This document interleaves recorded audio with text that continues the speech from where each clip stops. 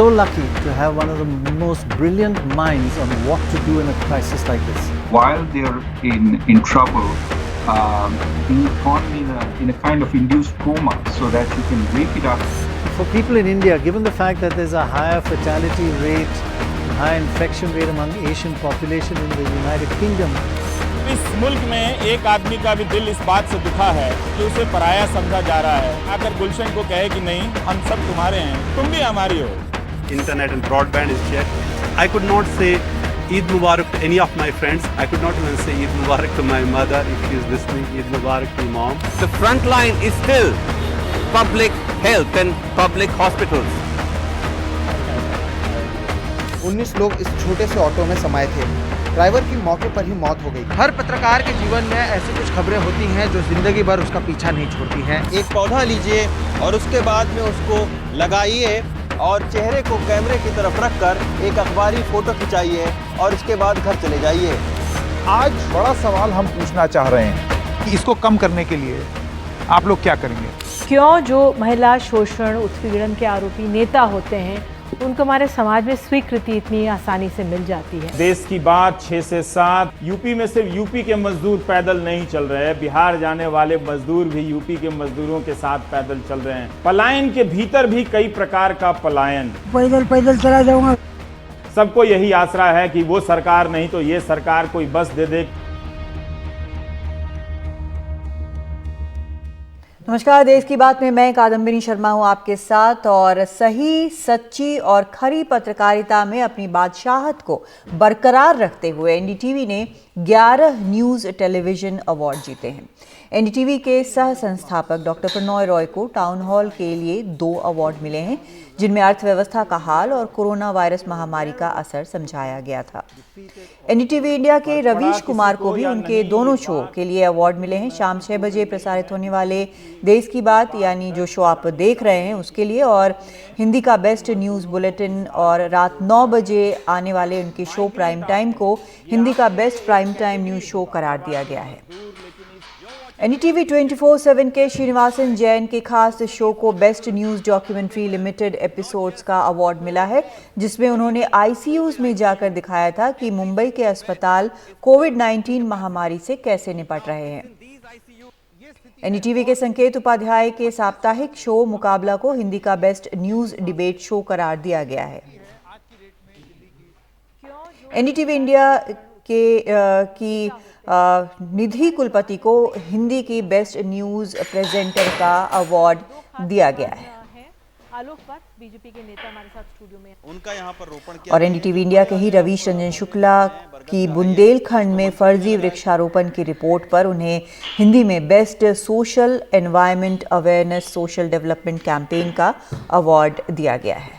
पर्यावरण बचाने के एक ही तरीके पर हम चल रहे हैं। वो तरीका ये है कि एक पौधा लीजिए और उसके बाद में हिंदी और अंग्रेजी के लिए बेस्ट टीवी न्यूज़ रिपोर्टर के पुरस्कार से सोहित मिश्रा और नज़ीर मसूदी, इन दोनों को मिले हैं।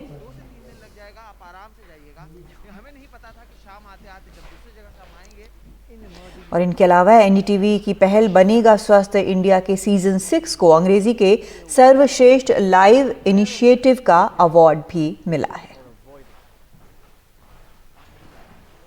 Okay, let's go there.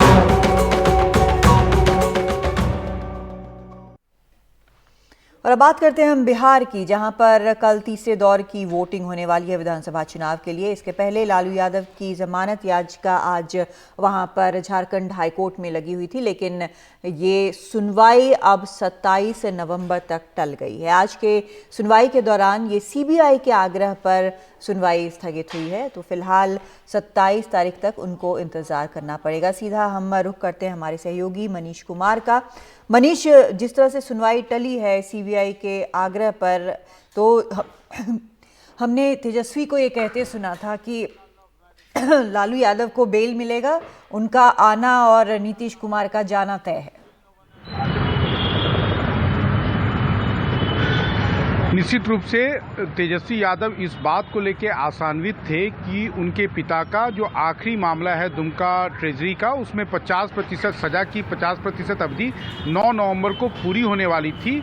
लेकिन चूंकि सीबीआई ने इस मामले में समय ले लिया है, इसलिए अब इस मामले की सुनवाई दिवाली और छठ पूजा की छुट्टी के बाद 27 नवंबर को होगी। तो आप ये मानकर चलिए कि फिलहाल बिहार में जो भी इस बार का चुनाव परिणाम आएगा, उस समय लालू यादव को टीवी पर देखकर ही सब कुछ संतोष करना पड़ेगा। कादम्बनी जी, तो जिस तरह से अब हम देख रहे हैं कि लालू यादव का जो जमानत याचिका है उसको फिलहाल टाला गया है, कहीं ना कहीं शायद मन में अगर हम महागठबंधन की बात करें तो ये भी रहा होगा कि अगर आज बेल मिलती है तो कल के वोटिंग पर भी असर हो सकता है।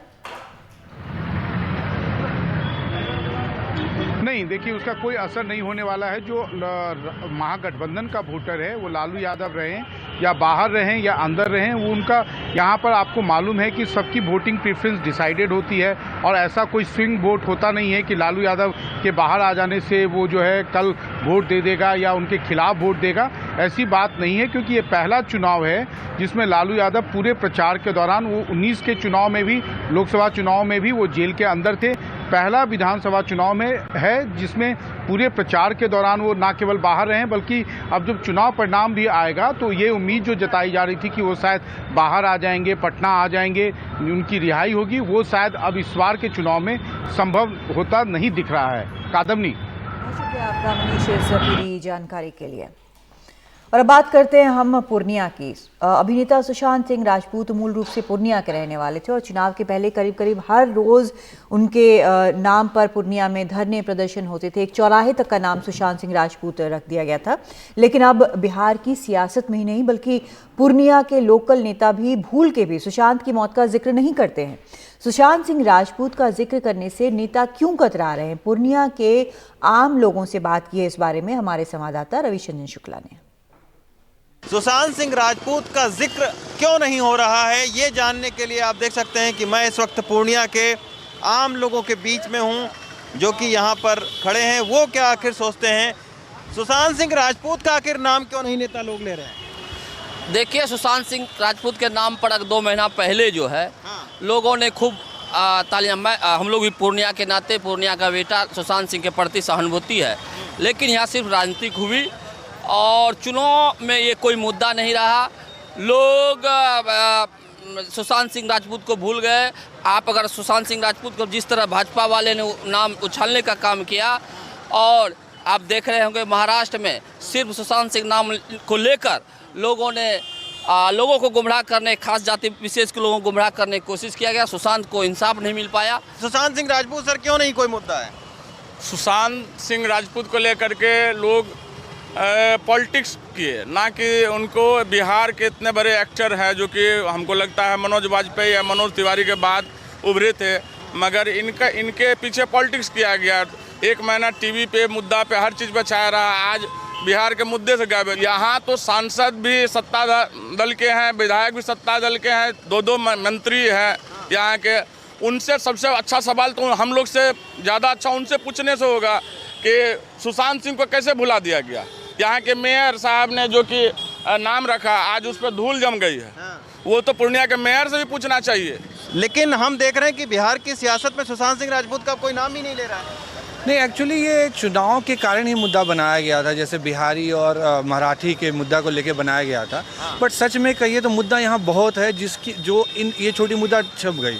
हाँ, हम इनके बात से सहमत रखते हैं कि सहानुभूति जरूर रखते हैं, बट ये सहानुभूति ऐसा नहीं कि चुनावी मुद्दा बन जाए। और चुनावी मुद्दा में ये चुनावी बहुत बड़ा मुद्दा सुशांत सिंह नहीं रहा। सुशांत सिंह ने उतना नाम नहीं लिया पूर्णिया के लिए जितना कि पूर्णिया के लोगों ने उसको प्यार दिया, लगातार उसके लिए संघर्ष किया और सीबीआई की मांग की है। ये बिहार चुनाव को लेकर के यदि बात करें तो बिल्कुल नहीं, सुशांत सिंह राजपूत का मुद्दा बिल्कुल भी नहीं हो सकता है, क्योंकि यदि हम पूर्णिया की बात करें तो पूर्णिया में ही ऐसे बहुत सारे छोटे छोटे मुद्दे हैं जिनको यदि गिनाने लगूँ तो एक किताब बन जाए।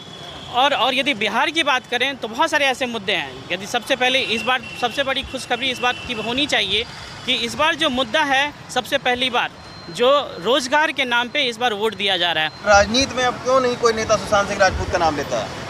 अब राजनीति में नहीं लेता है क्योंकि सबको पता है कि ये क्या है। ये चूँकि मुझे लगता है कि ये एजेंडा है कुछ मीडिया वालों का, चूँकि बिहार में इलेक्शन होने वाला है तो कुछ मीडिया वाले इसको प्रोपेगेंडा के तौर पे ही इसको चला रहे हैं। मुझे यही लगता है। आप बताइए कि सुशांत सिंह राजपूत चौक का नाम रख दिया गया, 2 महीना पहले यहाँ पर तमाम सारे धरना प्रदर्शन भी हुए। अब कोई नेता क्या पूर्णिया में सुशांत सिंह राजपूत का नाम लेता है? ये बड़ी दुखद बात है कि जो जिस तरह से शोर उठा था सुशांत प्रकरण का, निश्चित तौर पर हम भी इसके पक्षधर हैं कि सुशांत के परिजनों को न्याय मिलना चाहिए, जो सच है वो सामने आना चाहिए। लेकिन जिस तरह से इसको राजनीतिक रूप से कैश करने की कोशिश की गई, वो अब सब कुछ हवा हो चुका है, कहीं बात नहीं होती है। सबसे दुर्भाग्यजनक ये है कि बड़े बड़े राजनेता आए यहाँ पर, ठीक है ना। इस इलाके में प्रधानमंत्री से लेकर के मुख्यमंत्री तक का दौरा हुआ है, तमाम लोगों का दौरा हुआ है, विपक्षियों का भी दौरा हुआ है। हम बात करें, अगर राजद की भी बात करें, तेजस्वी यादव ने भी बड़े जोर शोर से तेजस्वी प्रकरण को उठाया था। तेजस्वी ने तो चिट्ठी लिख दी थी मुख्यमंत्री को, तो लेकिन अब वही तेजस्वी या फिर चिराग या फिर नीतीश कुमार, ठीक है ना, जो न्याय दिलाने की बात कर रहे थे, या प्रधानमंत्री मोदी जी, ठीक है ना, उन्होंने एक बार सुशांत सिंह का नाम लेना भी उचित नहीं समझा। तो आप इसी से समझ सकते हैं कि जो राजनेताओं के लिए जो है सो मुद्दा किस तरह महज भुनाने की चीज़ होती है। मैं इस वक्त पूर्णिया में हूँ और पूर्णिया का ये सुशांत सिंह राजपूत चौक है, जो अभी 2 महीना पहले ही इसका नाम रखा गया है। लेकिन अब बिहार की सियासत में ना तो सुशांत सिंह राजपूत का जिक्र होता है और ना ही पूर्णिया में उनको कोई नाम लेकर वोट मांगने आता है। पूर्णिया से मुन्ना के साथ रवीश रंजन शुक्ला, NDTV इंडिया।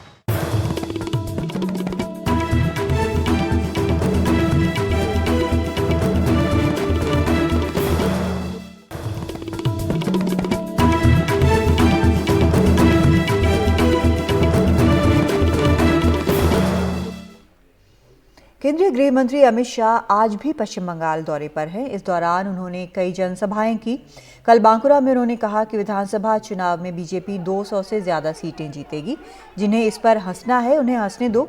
आज अमित शाह कोलकाता के काली मंदिर पहुंचे और एक बार फिर ममता सरकार पर हमला बोला।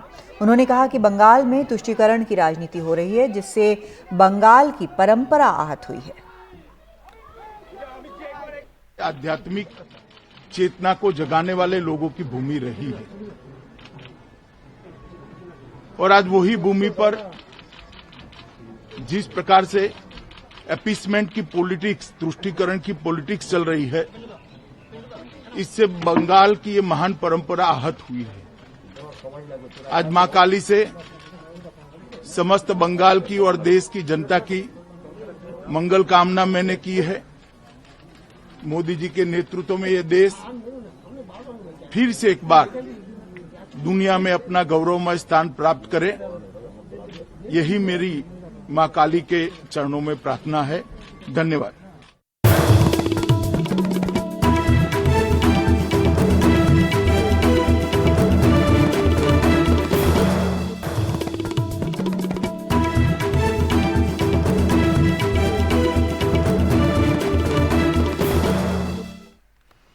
सुप्रीम कोर्ट में इलाहाबाद हाईकोर्ट के एक फैसले को चुनौती दी गई है। ये फैसला है शादी के लिए धर्म परिवर्तन के मामले से जुड़ा।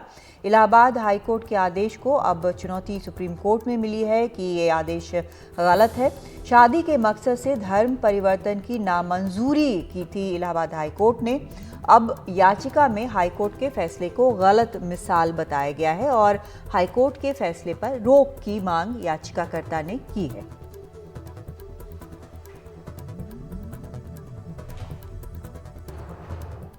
और आशीष भार्गव हमारे सहयोगी इस वक्त हमारे साथ जुड़ रहे हैं।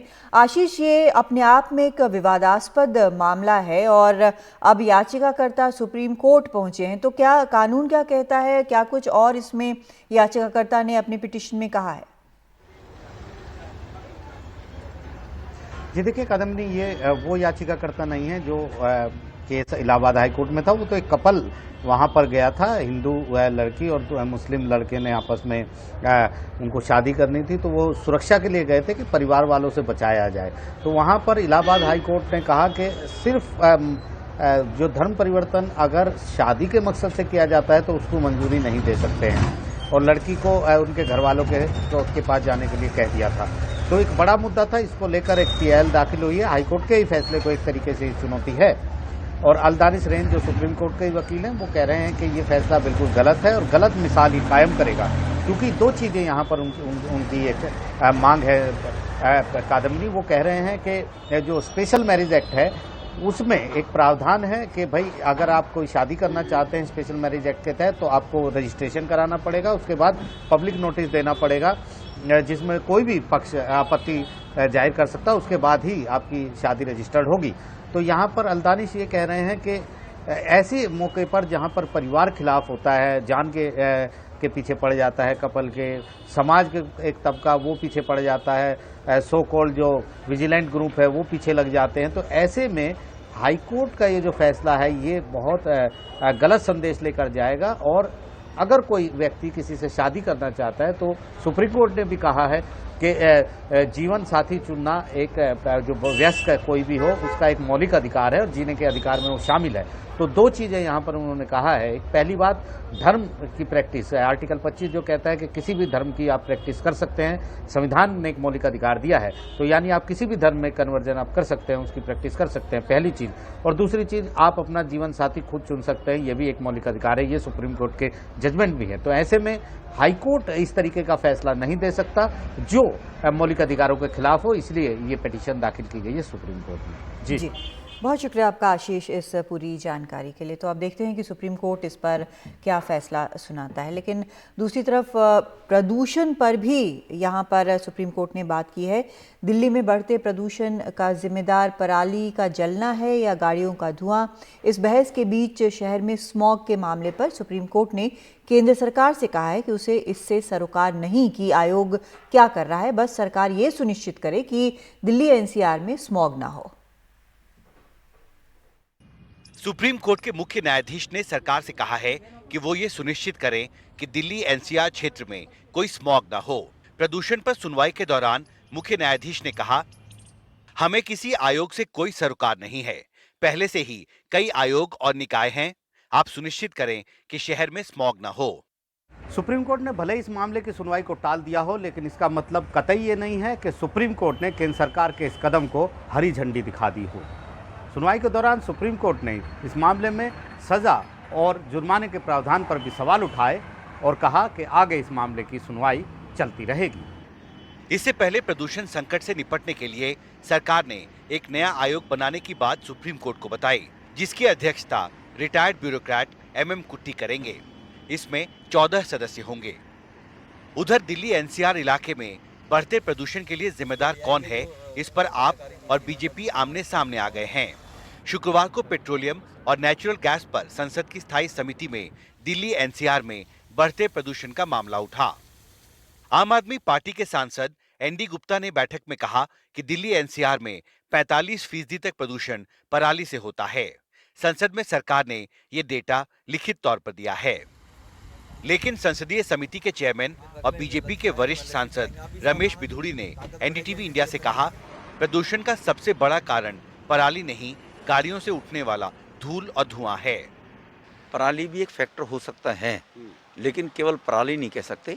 जो काम करने वाले व्यक्ति है, दिल्ली का मुख्यमंत्री, वो किस मानसिकता से काम कर रहे हैं, वो इच्छा शक्ति उनकी है या नहीं है, केवल राजनीति करने की इच्छा शक्ति है। तो वो कितनी बार मुख्यमंत्री हरियाणा से मिला, कितनी बार मुख्यमंत्री यूपी से मिला, कितनी बार मुख्यमंत्री पंजाब से जाकर मिला कि आने वाले समय में पराली की प्रॉब्लम क्रिएट होने वाली है, आप इसमें सहयोग करें।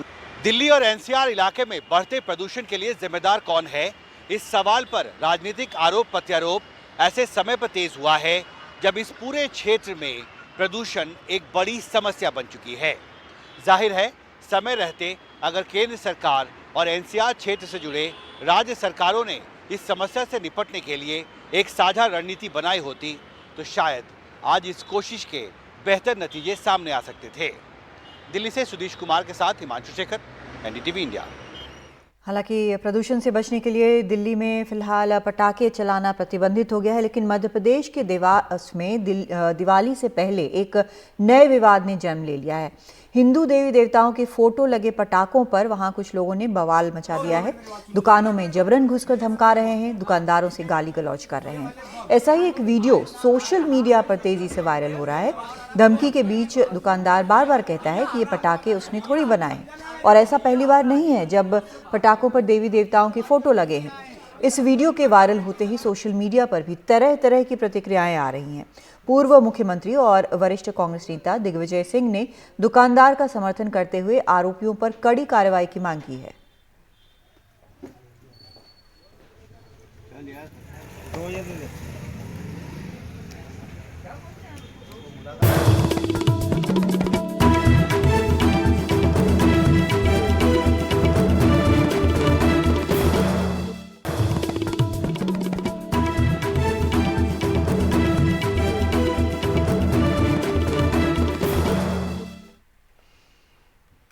छब्बीस अक्टूबर को दिल्ली से सटे फरीदाबाद में हुए निकिता हत्याकांड में फरीदाबाद पुलिस ने 11 दिन के भीतर चार्जशीट पेश कर दी है। ये पूरा हत्याकांड सीसीटीवी कैमरे में कैद हो गया था, जिसमें आरोपी तौसीफ ने कॉलेज से निकल रही निकिता को अगवा करने की कोशिश की। जब निकिता ने साथ आने से इनकार किया तो उसे गोली मार दी। ये तस्वीरें आज भी दिल दहला देती हैं। 20 वर्षीय निकिता तोमर की तौसीफ और रेहान ने गोली मारकर हत्या कर दी थी, जिसके बाद पूरे फरीदाबाद में जमकर हंगामा हुआ था। इंसाफ की मांग को लेकर सड़कें भी जाम हुई और धार्मिक सौहार्द खराब करने का प्रयास भी हुआ। मामले की जांच के लिए एसआईटी बनी, जिसने रिकॉर्ड 11 दिनों में चार्जशीट पेश कर दी। 600 पन्नों की चार्जशीट में 60 से ज्यादा गवाह हैं। हत्या करने वाले तौसीफ, रेहान और अजहरुद्दीन के खिलाफ चार्जशीट। तौसीफ हत्या के इरादे से 26 अक्टूबर को निकिता के कॉलेज पहुंचा था। तौसीफ और उसके साथी रेहान ने एक दिन पहले अग्रवाल कॉलेज की रेकी भी की थी। तीनों आरोपियों पर हत्या, आपराधिक साजिश, अपहरण और आर्म्स एक्ट की धाराएं लगाई गई हैं। पिस्तौल और गाड़ी पर मिले फिंगरप्रिंट तौसीफ और रेहान के फिंगरप्रिंट से मैच कर रहे हैं। तौसीफ लगातार निकिता पर शादी करने का दबाव बनाता रहता था। 2018 में उसने निकिता का अपहरण किया था। बाद में परिवार ने दबाव में समझौता किया। निकिता तौसीफ के फोन नहीं उठाती थी। निकिता का डाइंग डिक्लेरेशन भी मौजूद। चश्मदीदों के बयान हैं। लोगों ने तौसीफ की शिनाख्त भी कर ली है। इसमें फरीदाबाद पुलिस ने 11 दिन के रिकॉर्ड टाइम में चार्जशीट फाइल कर दी है निकिता मर्डर केस में। ये चार्जशीट 600 पेजों की है और इसमें हमने करीब 60 विटनेसेस रखे हैं। 3 अक्यूज्ड हैं इसमें, तौसीफ, रेहान और अजहरुद्दीन जिसने इनको आर्म्स सप्लाई किया था। सर, तौसीफ ने ही उसको गोली मारी थी। सर, ये तौसीफ ने क्या ये प्लान किया था? उसने रेकी की थी जा करके, या फिर उसी दिन उसने डिसाइड किया कि ये करना है? नहीं, ये एक प्लान मर्डर था। उसने रेकी भी की थी इसमें पहले भी। पुलिस की जल्द कार्रवाई पर परिवार को संतुष्टि तो है, पर उनका कहना है कि जब तक आरोपियों को सजा नहीं मिल जाती तब तक उन्हें शांति नहीं मिलेगी। पुलिस ने 12 दिन का समय लिया था चार्जशीट फाइल करने के लिए और 11 दिन में ही कर दिया है, तो पुलिस अपना काम कर रही है, ठीक कर रही है, तो इसमें तो कोई दिक्कत नहीं है। लेकिन हम ये चाहते हैं कि कोर्ट भी इसी तरह से अपनी अच्छी कार्रवाई करे, डे बाय डे सुनवाई करके, और जल्दी से जल्दी उनको फांसी की सजा दे। हरियाणा सरकार पहले ही इस मामले को फास्ट ट्रैक कोर्ट में चलाने की अनुमति दे चुकी है। इस पूरे मामले में पुलिस ने रिकॉर्ड टाइम में चार्जशीट पेश की है, लेकिन और एक मसला है जिस पर पुलिस की दाद देनी होगी। वो दाद इस बात पर कि पुलिस ने लगभग 30 लोगों की गिरफ्तारी की है, जिन्होंने इस पूरे हत्याकांड की आड़ में फरीदाबाद में कानून व्यवस्था और धार्मिक सौहार्द बिगाड़ने का प्रयास किया था। फरीदाबाद में सहयोगी एन रवि और अजीत सिन्हा के साथ सौरभ शुक्ला, एनडीटीवी इंडिया। कल हमने आपको हैदराबाद की एक वीडियो दिखाई थी जिसमें जी बाबजी नाम के एक ट्रैफिक कांस्टेबल एम्बुलेंस को रास्ता दिलाने के लिए 2 किलोमीटर तक दौड़े थे। ये वीडियो सोशल मीडिया पर वायरल होने के बाद कई लोगों ने उनकी तारीफ की। हैदराबाद से हमारी सहयोगी उमा सुधीर ने हीरो बने इस ट्रैफिक कांस्टेबल जी बाबजी से बात की। आप एम्बुलेंस के पीछे आगे भागे उसको क्लियर करने के लिए, क्या हुआ उस दिन? मैम, उस दिन पूरा हेवी ट्रैफिक था मैम, वो पैदल जाने को भी वो नहीं था, ऐसा हेवी ट्रैफिक था। तो हम सडन एम्बुलेंस आया, अंते ही उनको भिजाना, अपने को उसको सेव करना हमारा ड्यूटी है madam. Telangana traffic police, Hyderabad city traffic police intention हुई भी पब्लिक सेफ साइड में जाना। ऐसा डेली हमारा सुपीरियर ऑफिसर, हमारा कमिश्नर सर। लेकिन आपको मालूम नहीं था कि इसी दिन कोई वीडियो निकाल रहा है? नहीं सर, नहीं मैडम, उसमें है कोई भी नहीं मालूम, just emergency ambulance, common thing है मैडम। मगर वो जाने का नहीं था मैडम, वो उतना हेवी बिजी था ट्रैफिक, स्वयं में पासवर्ड करा है मैडम, उतना दूर तक मेरा। उसके बाद पेशेंट का फैमिली आपसे बात किया? हाँ मैम, कल इवनिंग में फ़ोन करे उन लोग, बहुत हैप्पी हुआ। मैं पूछा उनको, बोला क्यों सर मेरा वीडियो क्यों निकाले? बोले नहीं सर हमारा रिलेशन नहीं है, आप कुछ भी नहीं है। फिर हम लोग के पास उतना भागे, आपको छोटा कॉम्प्लीमेंट हम लोग दिए सर बोल के बोला। बहुत happy ma'am, thank you. Okay, so ये कमिश्नर ऑल्सो अप्रिशिएटेड यू, उन्होंने भी आपको बधाई दी? मैडम हाँ मैडम, कमिश्नर साहब भी दिया, हमारा traffic additional CP Anil Kumar sir भी कांग्रेस करे मैम, बहुत हैप्पी। और सबसे बड़ी बधाई ये है कि आपकी बेटी ने आपके काम को बहुत अप्रिशिएट किया और आपको कंग्रेचुलेशंस भी कहा। हाँ मैडम, अराउंड 10:30 11 o'clock घर को गए तो बेटी हमारा छोटी पेपर में लिख के कांग्रेचुलेशन डैडी बोल के लिखे। मैडम रिमेंबर मैडम, अब वर्ड्स नहीं है मैडम उसके। आज थैंकफुल हरीश राव सर, सारू सुनो भी ट्वीट करे बोल के सुना, किशन रेड्डी सर भी ट्वीट करे बोल के बोले। सो हैप्पी मैम, छोटा बोल तो छोटा ड्यूटी नौकरी है मैडम मेरा, इतना होता बोल के मैं नहीं सोचा। Thanks for family madam, first of all thank you so much and congratulations. जान किसी की बचाने की अगर नौबत आई तो आपको ज़रूर ध्यान रखना चाहिए कि आप उनकी मदद करें। हैदराबाद से कैमरा पर्सन नागराजू के साथ उमा सुधीर, NDTV इंडिया के लिए। तो देश की बात में आज इतना ही। नमस्कार।